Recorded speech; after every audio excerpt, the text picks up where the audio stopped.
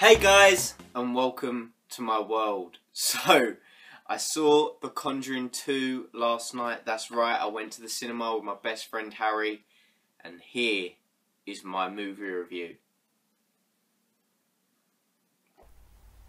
No, Paul, this is my movie review. So guys, if you didn't already know, I am a huge horror fan. Some of my recent favourites being Sinister, The Babadook, It Follows, and obviously The Conjuring. So I was looking forward to The Conjuring 2. It made my most anticipated list, and well, the most recent reviews I have up, X-Men Apocalypse, Warcraft, check those out. Left me so disappointed, and I know bad things come in threes, so I started to get real wary about The Conjuring 2. Now James Wan is back directing The Conjuring 2, and James Wan understands the horror genre for me. He gets how to build tension. He knows how to do scares instead of loud noises. Do we get some loud noises? Yes, but they're not your typical jump scares, which is a good thing. It's a good thing. I think the first question people are going to ask is it better than the first? What sequels are really? No, it's not. Not for me personally. Is it as bad as Annabelle? Nowhere near. Is it a bit of a mixed bag? Maybe. But then for a horror sequel, it does a good job. It really does. So let's start out by talking about the cast. We get Patrick and Vera back as Ed and Lorraine Warren. Now, I absolutely love these two. Their chemistry is so on point that I genuinely buy into them two being a married couple. They steal the show again in this. Patrick, as Ed, has a more standout role nearer the end, which is really, really nice to see compared to his role in the first one. You also get a couple of other actors in this film. They don't really shine other than the main girl, the little girl.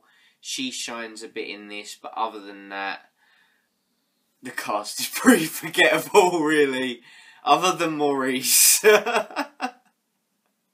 Damn it, Maurice! So the film follows Ed and Lorraine Warren to England. That's right, England. Saying it close to home, Hollywood. Fuck you, now I'm never gonna go Enfield. So this film is beautifully shot. I mean, really, really well. There's a moment in this with a shadow, I won't spoil it, but it was captured so well. And just the imagery James Wan uses throughout this film is just perfect. It's creepy. You've got the upside down crosses. Yes! Cool stuff like that, even though all I do is think of Kylo Ren when I see him now.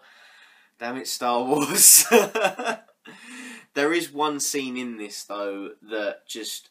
it made me think of The Ring. You know, where Samara's coming out the TV.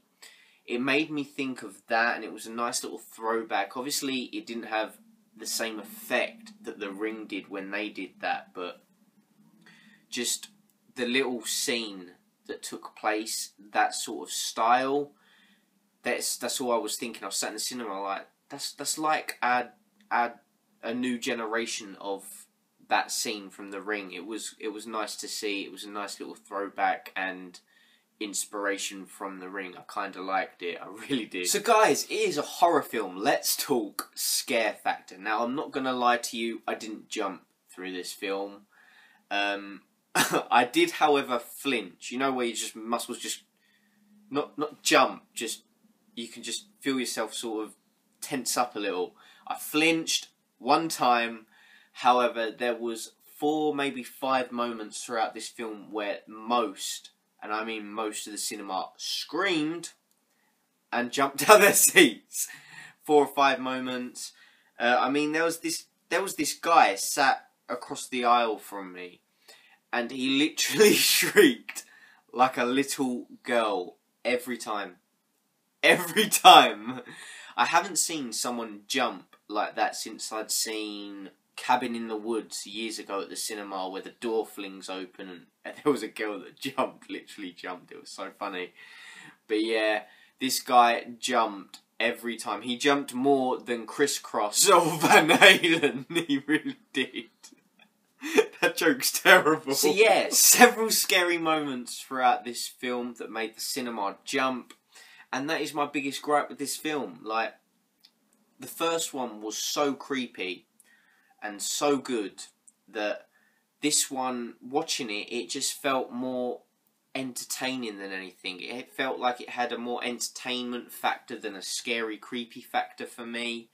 And I was sat there, and I enjoyed the film, don't get me wrong, but I don't know, I found it more entertaining than being creeped out, like other horror films have done, like Sinister, The Babadook, It Follows. They creeped me the hell out, whereas I was sat there enjoying this film. It's more of a film that I'd chuck on at a movie night if I wanted to have a laugh with people, just muck around, fuck about throughout a film. Yeah, so that's my biggest gripe, because I don't usually want to be like, you know, I'm going to put a horror film and fuck about. Like, nah, I want to be creeped out.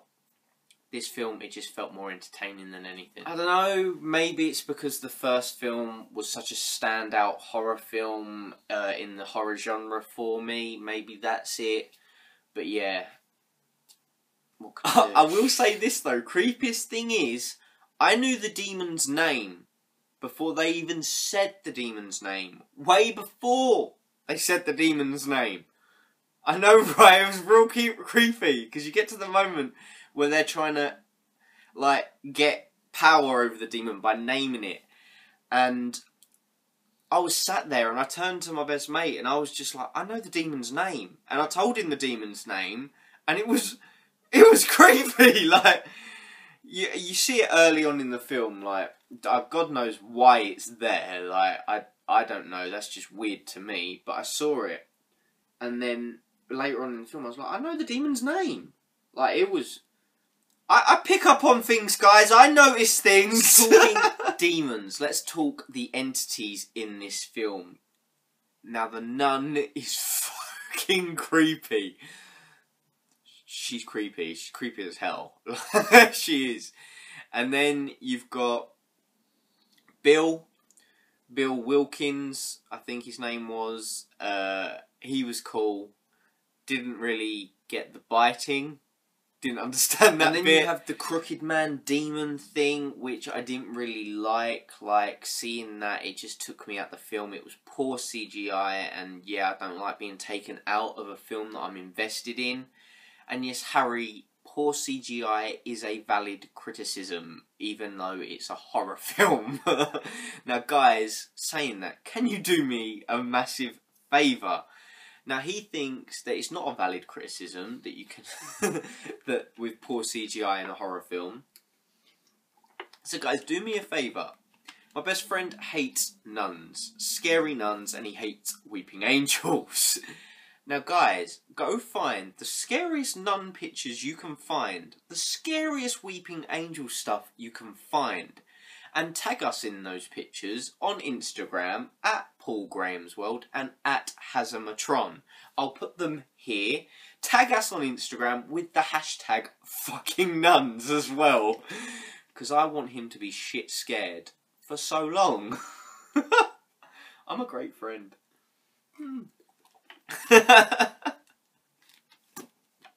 I'm sorry, mate.